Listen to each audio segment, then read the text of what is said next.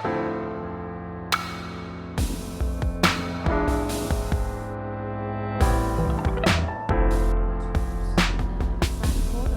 that can be represented. We learned something about recruitment processes we can implement, and cultural intelligence was another point. So, dear audience, now I'd like to go to your questions. Is the subculture of the company the reason why the numbers are not changing? Anyone want to answer this? I would say yes. Yeah? Do you want to elaborate a bit? Yeah, I would say that it's in the structures and in the culture of the company to not favor women. So yes, that is the short answer to that. And Jens?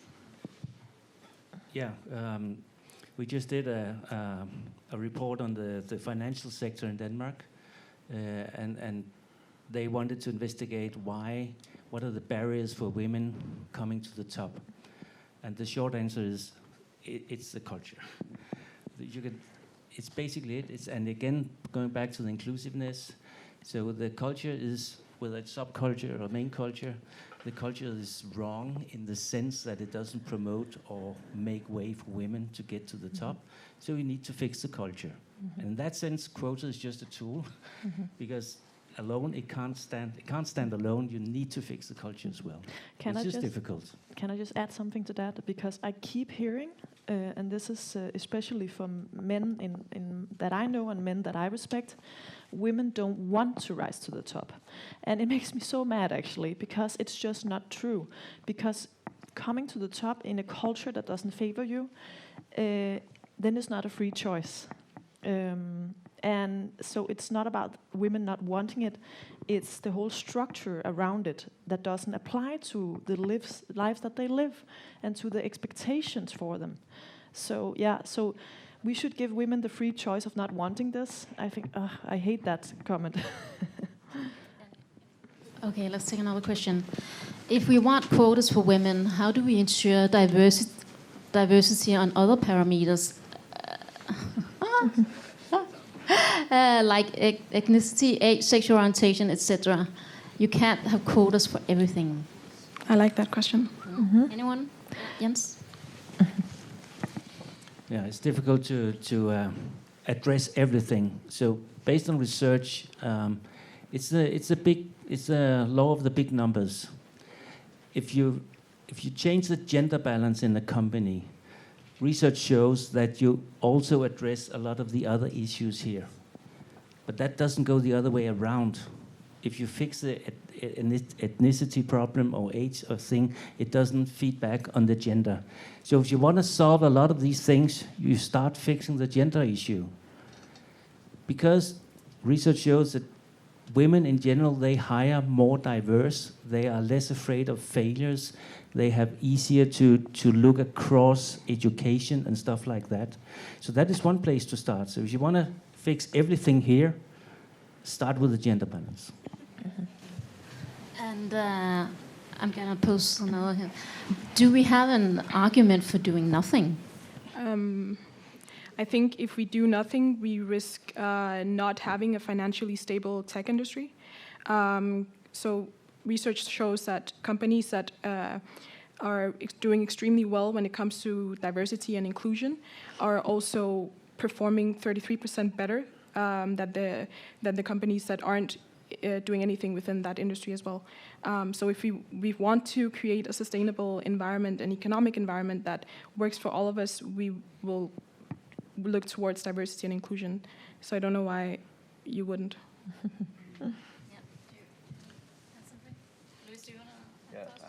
Please. Oh, sorry. I mean, like, is there an argument for doing nothing? You could almost like, the argument would be it's just going to happen, you can't do anything to speed it up, and so you're going to get there either way, I think. But I don't know if that's true. That would be an argument. There's also the Beatles song, Let It Be. Let it be and wait 111 years. I think I see why it's kind of interconnected, because I think this whole discussion that we are having is about creating a more fair world. I think that's what it boils down to. And I think this question also is in that direction. And I think that when we are talking about this and when we are doing something about this, we are talking about how can we make a more fair world for everyone.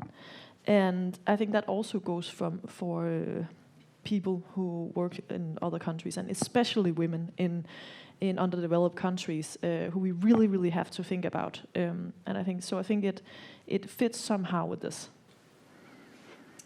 But should we take poor workers in a panel another time? Maybe. Maybe. Thank you so much for your questions. I think I will try to look at all these questions afterwards and might do a blog post and answer more of them with help from the panel. But now we will move into the second round because we want to go a step deeper and talk about solutions. So we've been talking about quotas, pro and against, and other solution alleys. But what can we leave the audience with of concrete solutions or actions or takeaways? Not everything needs to be handled at CEO level. Sometimes you and I can make a difference, and there might be a lot of startup founders out here or, that need some advice. So let's take a discussion around solutions. We've been talking a bit about recruitments, and there's been some suggestions about the recruitment and also application. It's how we can cross over the picture and anonymize the name and age and things. So that's one thing. But how do we concretely implement it? Yeah, so there are actually applications out there that you can download and do it if you're a business owner. One of them is called Atypica, which is an application that allows you to see how diverse your candidate pool are if you're a HR manager, for instance. Another one is Blendor, which hides the name and gender and photo of your applicants.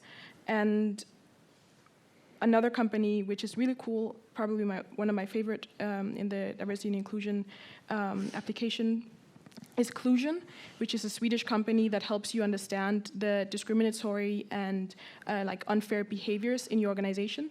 So they created a platform where you can basically go online, or your employees can go online and see and kind of give their opinions, and they can send out to you, yeah, this is how it's actually going in your organization.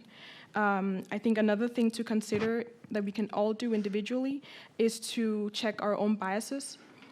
We can do this in our working process, and also try to figure out how we are listening to input from different people. We tend to take on information from people who look like us, which is a bias in and of itself. But there is actually a bias cheat sheet which you can access online for free. Mm-hmm. And also consider mentoring someone who doesn't look like you. I think sometimes we get caught up in this bubble where we think that, oh yeah, I'm super diverse. I attended this event last week, but maybe if you're looking into your friend group and your coworkers and the people you agree with, most of the time they're similar to you. Maybe not like looking like you exactly in the mirror, but like in terms of opinion and what you do. So try to find someone who maybe you can mentor or spare with.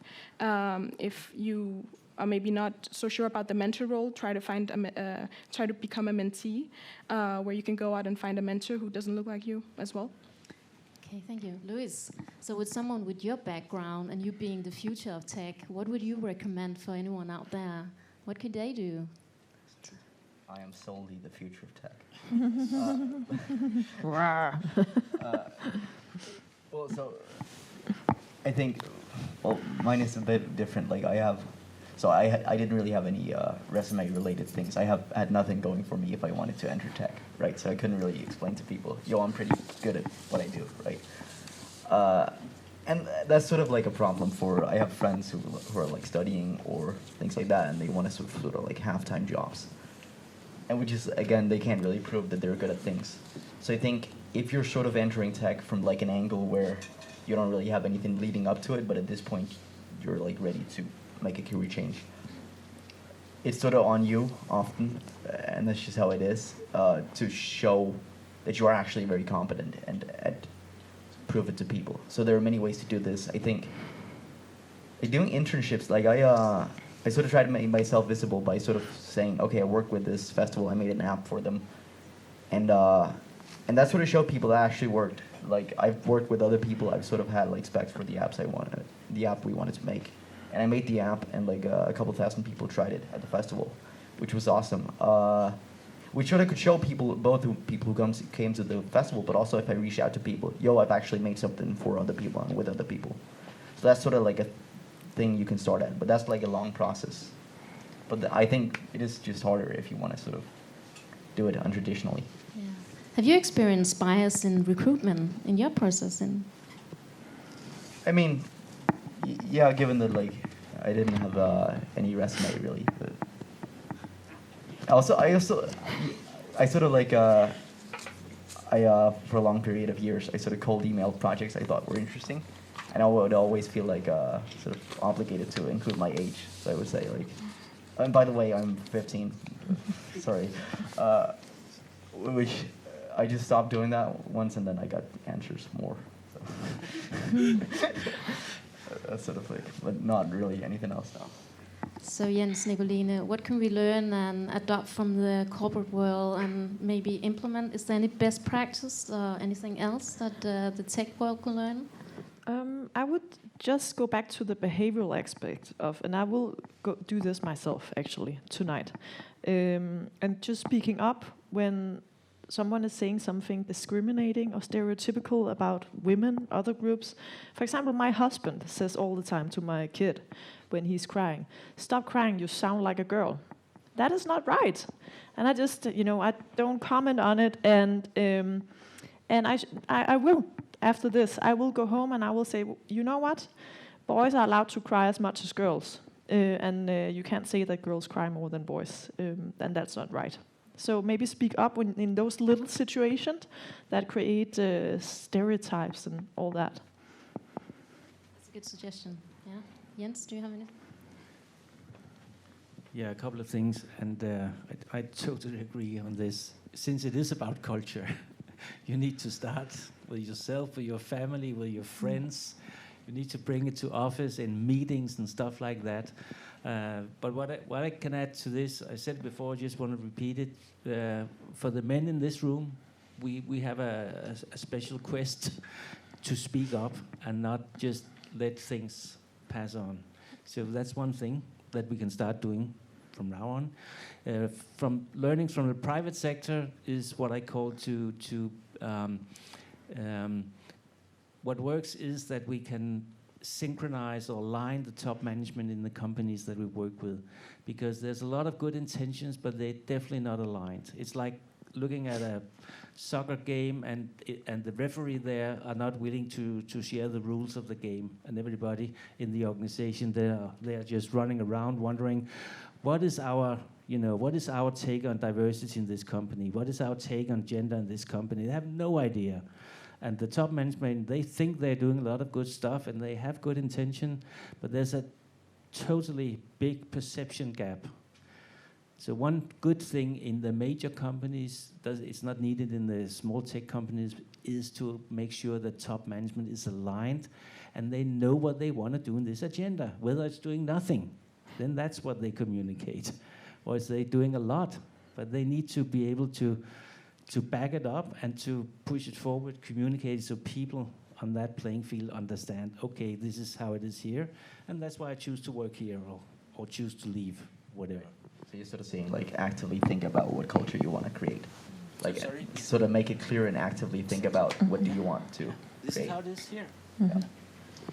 So, as a founder, a female tech founder, where do I start? Where do I start on this agenda tomorrow?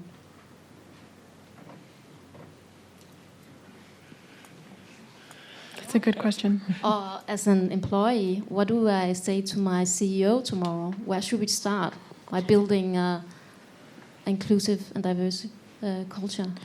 I think as a female founder, you can still take the steps towards ensuring that there aren't any biases in your recruitment stage by using some of the applications that I mentioned.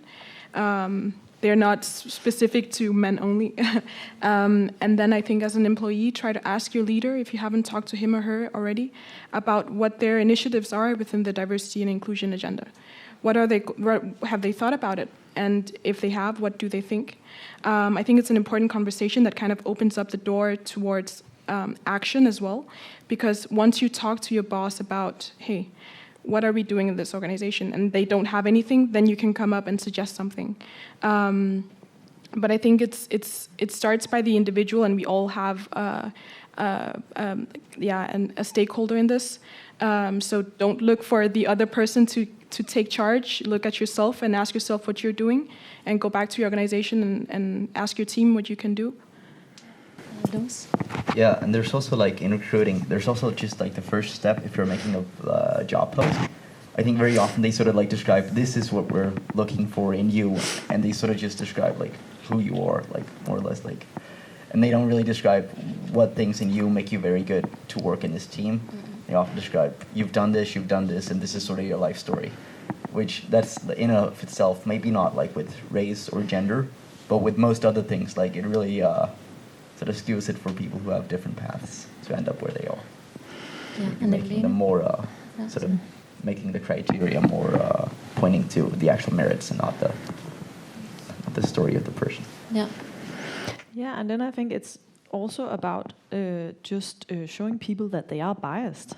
It's also about having people in the organization take this bias test and show that they actually have bias, even though they don't believe they have. I have a huge bias. I was not aware of that, but apparently I believe that STEM is something that goes for men and not for women, and I was not aware of that. And it's actually it's a lot of fun to see where your biases are, and I think that's maybe a step in the right direction to show people they are biased in an organization, to give them self-awareness, that, okay, maybe there is something that we need to look at here. Starting point, taking a bias test, offering that to all your employees. Taking it to your boss, and can we take this in the organization? Where do you take this bias test? You can do it on, I think it's, who was it? It was some kind of university. It was Harvard or something? Howard Howard, University. who made this unconscious bias test. And I have to sorry. We can send the link. Yeah, we can send the link. I took that test, and what showed up was I'm biased to women in tech, so I'm sorry. But back to your question here. The first thing is to speak up. I think if we take what can I do on everyday basis, speak up, whether you're a man or a woman, on what you see. Second thing is no, maybe it comes later. I have two things. Yeah. And Carolina, did you have something else we can go to? Nicoline? It was just a point I wanted to make, that maybe one concrete thing that we could do in this room, all of us, was to just take this bias test as a start. Just go out there and promise each other that we will do this bias test and see where we land. And that could be one really, really concrete thing we can do. Yeah, that sounds great. Mm-hmm. Yeah, you have something. It's my age, sorry. Okay, the second thing is to if your question was, I'm a woman manager, leader in tech, what to do. The second thing is to really understand the business case behind all the stuff we're talking about, because this agenda is so emotional. Sometimes when I work where people get to do workshops and stuff, when I am on the stage, it's much harder than doing any kind of strategy making I ever done for my last 20 years. And I do work globally on strategy making. It is much harder because there's so many emotions, there's so many attitudes, there's so many opinions.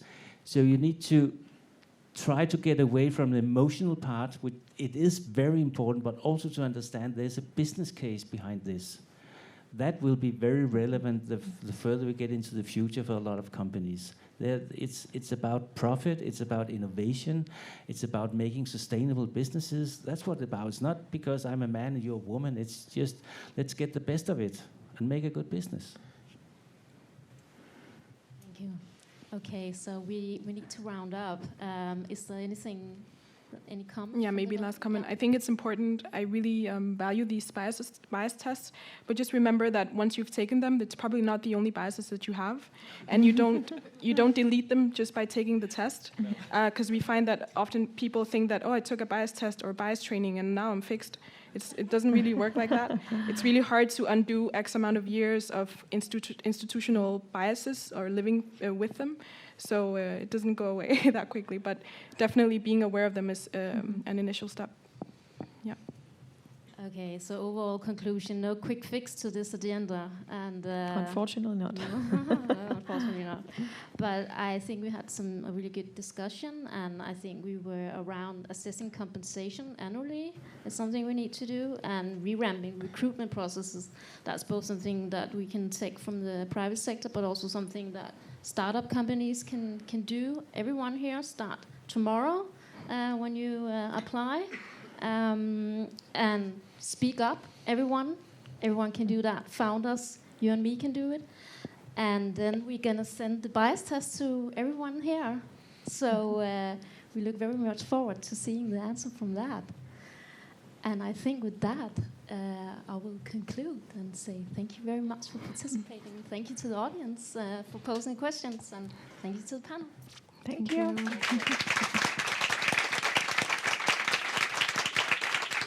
Thank you.